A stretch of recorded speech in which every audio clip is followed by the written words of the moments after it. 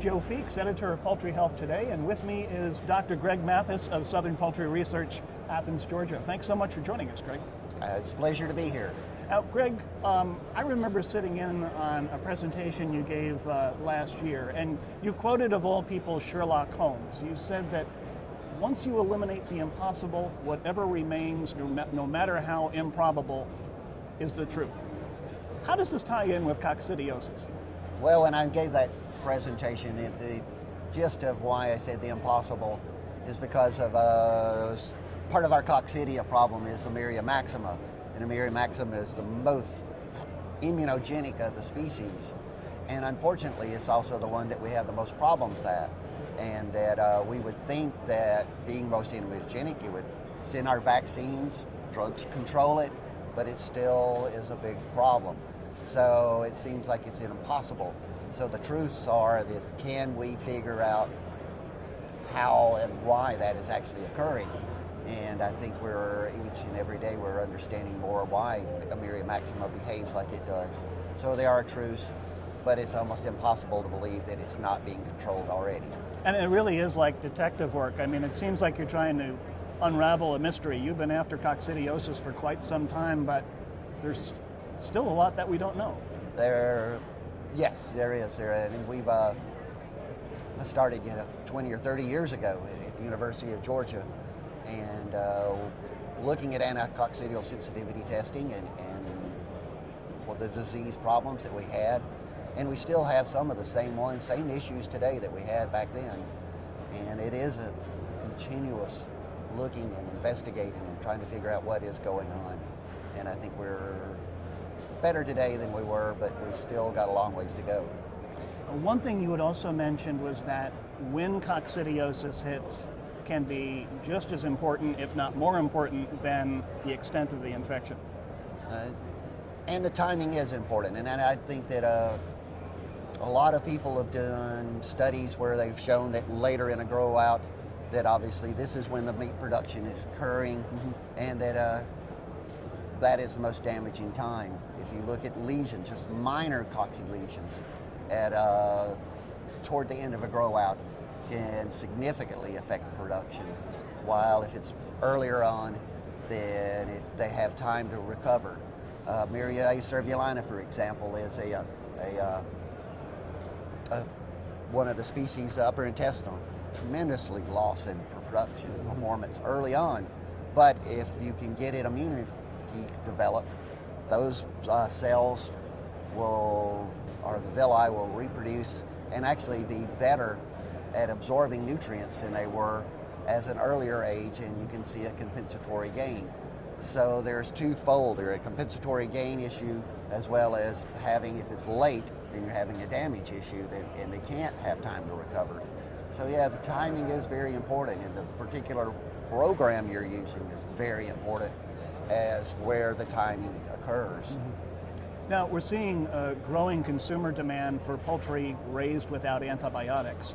And technically, one of the anticoccidials that's used for coccidiosis is an ionophore. It's a type of antibiotic. So those producers who want to raise poultry without antibiotics, they can't use ionophores. How are they going about managing coccidiosis? Actually, there's a good thing here, and this may not have been come across before, is that there is some resistance to all the ionophores for overuse over time. And yes, they are being classified as, and they are antibiotics, so they are being removed from antibiotic-free production. But will this, in the short term, can we get them reclassified in the next couple of years? This will give those ionophores time for resistance to rest, to recover, and that I think in the long run, this may be one of the better things, that we're going to have a whole class of compound that's going to be reintroduced hopefully once they figure out that this has no relationship to human health, that we can call it an anticoccidial instead of an antibiotic. But in the same time, we're eliminating a whole class of anticoccidials when we only have maybe a dozen to start with. Now we're down to the chemical synthetics that are, obviously we know that drug resistance is more of an issue with those, limited use. that turns us into, if we want a purely antibiotic-free, drug-free program, the only thing we can use is a vaccine, the coccidial vaccine. And it's a live organism, causes some intestinal disruption and lead to bacterial problems. And that is where these replacements or alternatives to antibiotics come into really play. And we're looking at prebiotics, probiotics, essential oils, acidifiers, and a number of different combinations of products, and I think that is the way we're going. Will it ever be as good as an antibiotic? Will it be as good as the control we've had in the past with the ionophores? At this current time, I don't believe that's true, but I think in time that we'll learn how the combination of these other alternatives kind of can interact, and we're going to come out better. Good point. Now, we've talked about antibiotic-free production. It's growing quickly, but it's still a very small segment of the market. Most poultry producers are still using antibiotics. They use them judiciously. What can they do right now to maximize the performance of their coccidiosis management program? Well, continuously. We only have a certain number of anticoccidial drugs, including the ionophores.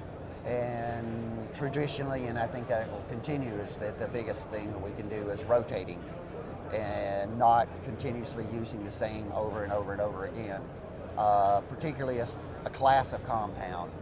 And we can first think about the ionophores in that there are divalent and monovalent, and et cetera, and that it's not a good thing to keep, all monovalents such as salinomycin and Coban and et cetera, or Naracin and Coban, Manicin, back to back, because you're not really switching to a different type of class of compound. While if you went from a divalent to a monovalent, then that will help. But also rotating from using those drugs that we have is still a very important role that we have. And resting them, again, as I talked just a minute ago about, is resting them gives us a little bit of a better improvement in resistance. And I think we'll find that, such as with the ionophores, again, that resistance that's developed is a very energy costing thing for the parasite, and that will revert back very quickly. So I think right now rotation is still a key factor. Use every one that you can have that are available. Unfortunately, some of them, like Clopidol, is the residue issues as far as selling paws to China, and that's very difficult that they have to consider that as well. So that eliminates some more of the problems. But one final question on the rotation, though. Is this something that you can kind of make up as you go along, or just look at it a few months out, or does it really require long-term planning? Well, considering we only have a certain number of anticoccidial drugs available, then yes, yearly planning is very, very important, because you've got to make sure that you're looking ahead to the next year. As far as, again, can't use the drugs too long because it'll cause resistance, so you need to time that one, as well as the ionophores. Since we're still using them, that we need to make sure that we're not overusing one class versus another. Another one of those issues that we talked in another interview was about Maxiban, which is a Naracin nicarbazine mixture, and we won't want to follow pure nicarbazine in a starter, switching it over to Maxiban, because it's the same product. The same type of product. And so we don't want that to happen, so we have to plan that. We would use our nicarbazine at a certain time of the year, and then we have to realize that it's going to be later in the year that we'd go onto a Maxiban program. And then what are we going to go on to there? So yes, it takes some yearly planning, because we are limited in options that we have, and it gets smaller and smaller, so it's even more important that we know what we're looking at. Greg, you mentioned vaccination earlier. I'd like to follow up on that. What considerations need to be made when using a vaccine, and do you have to stop using the antimicrobials altogether, or can they be used in the same program? Could you speak to that a little bit? Well, today, as I mentioned earlier, is that the only way we can truly have an antibiotic drug-free program is vaccination. And we do have several vaccines in the U.S. that are available. But again, there is some disruption of the intestine and possibly an interaction of bacteria. We can no longer just think about coccidia without thinking about bacterial enteritis. And anytime I talk about coccidia, I now have to talk about both. And what we have to do is control vaccines their most potent time, or the time that they're causing most of the disruptions, around 2 or 3 weeks into the production. And can we modulate that time period? And that is really in the present is what we're looking, a lot of people are focusing on. And if you think about antibiotic-free programs, we can use our drugs such as Zoeline, which is available at this time. We can put it in during that grower phase. It'll modulate the coccidia to a degree, and then we have immunity. We have some reduction in the interference in the bacterial proliferation, and then go on.